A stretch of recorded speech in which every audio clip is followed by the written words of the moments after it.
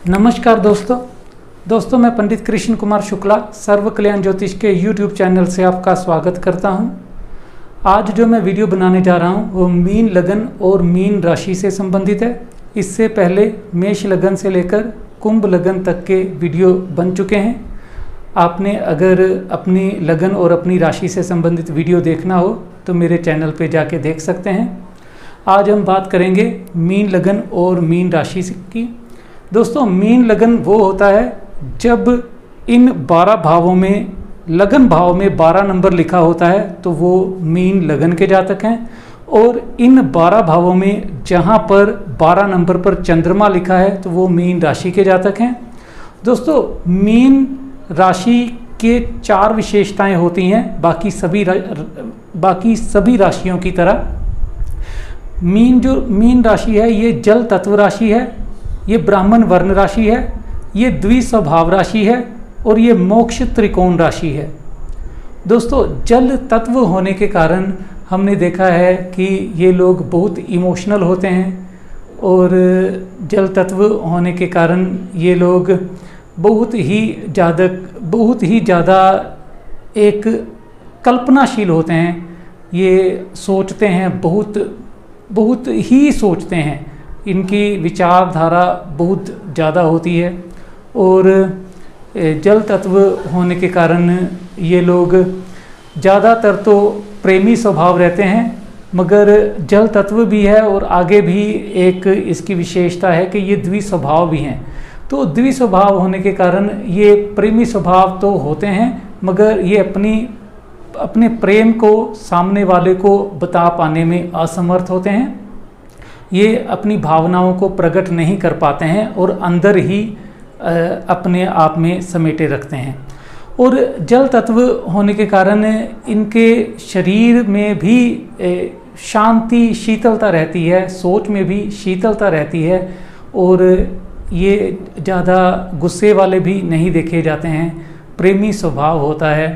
और इसी के साथ साथ जल तत्व राशि और बृहस्पति इसका स्वामी है, तो विवेक शक्ति इनकी बहुत अच्छी होती है और जो भी कार्य करते हैं सोच विचार कर करते हैं और काफ़ी बार सोचने के बाद वो कार्य करते हैं। और बहुत कम चांस होते हैं कि मीन लगन मीन राशि वालों से कोई गलती हो जाए, क्योंकि बृहस्पति खुद विवेक का कारक है और कोई भी कार्य अगर विवेक से किया जाए तो वो कार्य गलत नहीं होता। इसलिए इनकी विवेक शक्ति बहुत अच्छी होती है, ये गलत कार्य नहीं करते हैं। ज़्यादातर तो इनकी इंट्यूशन पावर भी बहुत अच्छी देखी जाती है। इनको आने वाले समय के बारे में पहले पता चल जाता है, क्योंकि बृहस्पति है और जल तत्व है, तो जितना जल तत्व हमारे शरीर में ज़्यादा होता है उतना ही चंद्रमा इंट्यूशन पावर को बढ़ाता है।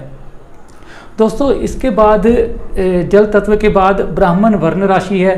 तो ब्राह्मण वर्ण राशि होने के कारण देखा जाता है कि ये धार्मिक होते हैं और ये लोग पूजा पाठ धर्म कर्म करने में काफ़ी बढ़ चढ़ कर रहते हैं। बहुत ज़्यादा तो इनको मंदिरों में कोई मठाधीश, मंदिरों में पुजारी या मंदिरों की कमेटी का सदस्य देखा जाता है, क्योंकि ये धार्मिक कार्यों में आगे रहते हैं। और ब्राह्मण वर्ण होने के कारण और बृहस्पति इसका स्वामी होने के कारण ये लोगों में हमने ये देखा है कि एक जिद जरूर रहती है। किसी भी कार्य को करते हैं तो ये वहाँ पर अपनी मनमानी जरूर करते हैं और जब इनकी बात नहीं मानी जाती है तो ये नाराज़ भी हो जाते हैं।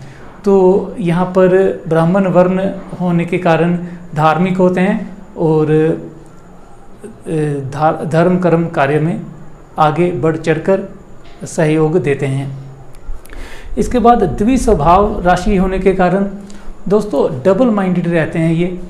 वो मैं पहले भी बता चुका हूँ कि ये अब द्विस्वभाव होने के कारण अपने प्रेम को या अपनी भावना को सामने वाले को नहीं बता पाते हैं, अंदर ही समेटे रखते हैं।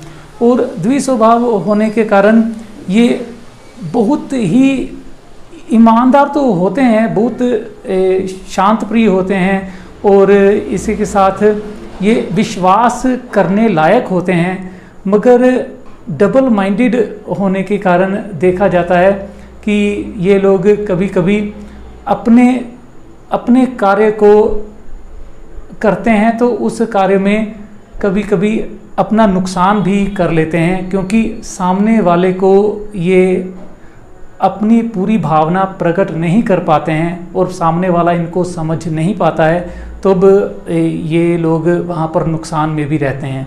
तो अगर डबल माइंडेड होते हैं तो अगर इनको कोई भी कार्य करना चाहिए तो किसी के सहयोग से या किसी के साथ सलाह करके फिर ही करना चाहिए, नहीं तो ये कार्य में असफल हो सकते हैं। इसके बाद दोस्तों मोक्ष त्रिकोण राशि है।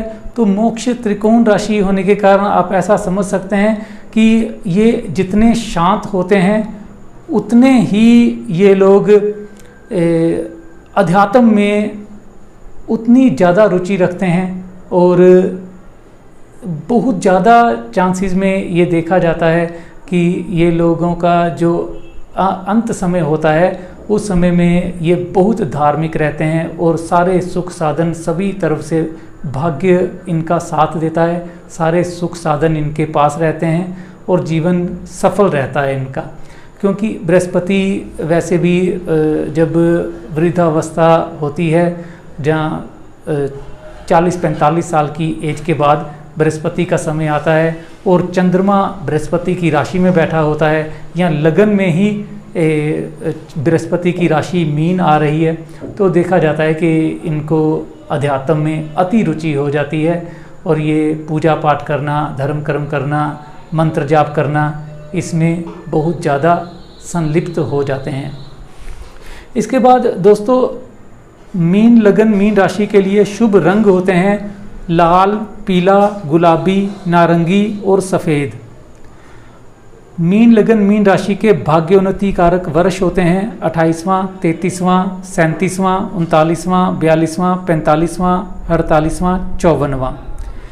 मीन लगन मीन राशि के शुभ रत्न होते हैं पुखराज, मोती और मूंगा। और मीन लगन मीन राशि के खासकर मीन लगन के जो कार्य व्यवसाय से संबंधित हम बताएं तो ये लोग वकील बन सकते हैं, ये लोग शिक्षक, प्रोफेसर और ज्योतिषी आदि बन सकते हैं और इनमें ये गुण होते हैं। इसके बाद हम दोस्तों आते हैं कि जन्म कुंडली में अगर मीन लगन है किसी का तो कौन कौन से ग्रह युति करने पर वो राजयोग बनेगा। दोस्तों मीन लगन में लग्नेश बृहस्पति और दशमेश बृहस्पति के साथ जब भी त्रिकोण का स्वामी चंद्रमा युति करेगा तो यहाँ पर केंद्र त्रिकोण का संबंध बनेगा, तो ये गज केसरी योग बनेगा और इस योग से जातक के जीवन में बहुत ही उन्नति होती है और विवेक शक्ति बहुत अच्छी रहती है, विद्या अध्ययन का बहुत मौका रहता है और ये इन लोगों के पास बहुत अच्छी मास्टर डिग्री भी रहती है। और देखा जाता है कि अगर ये योग बन जाए इनकी कुंडली में गज केसरी योग मीन लगन में, तो ये लोग प्रोफेसर या वकील आदि जरूर बनते हैं। इसके बाद दोस्तों मीन लगन में अगर किसी की कुंडली में चंद्रमा और बुध बैठ जाएं केंद्र त्रिकोण के स्वामी, और मंगल और बुध बैठ जाएं केंद्र त्रिकोण के स्वामी, और इसी के साथ बृहस्पति और मंगल बैठ जाएं केंद्र त्रिकोण के स्वामी, तो ये युतियाँ इनके लिए बहुत उन्नति कारक होती हैं। ये भाग्यशाली होते हैं और समाज में बहुत नाम कमाते हैं। दोस्तों मीन लगन मीन राशि के बारे में आज हमने बात करी है। आशा करता हूँ कि आपको ये वीडियो अच्छा लगा होगा, और अगर कोई शंका है, किसी प्रकार की आपके मन में कोई विचार है जिसका जवाब आपको चाहिए, तो आप कमेंट कर सकते हैं, मैं उसमें ज़रूर जवाब दूंगा। और इसी के साथ राम राम, धन्यवाद, नमस्कार।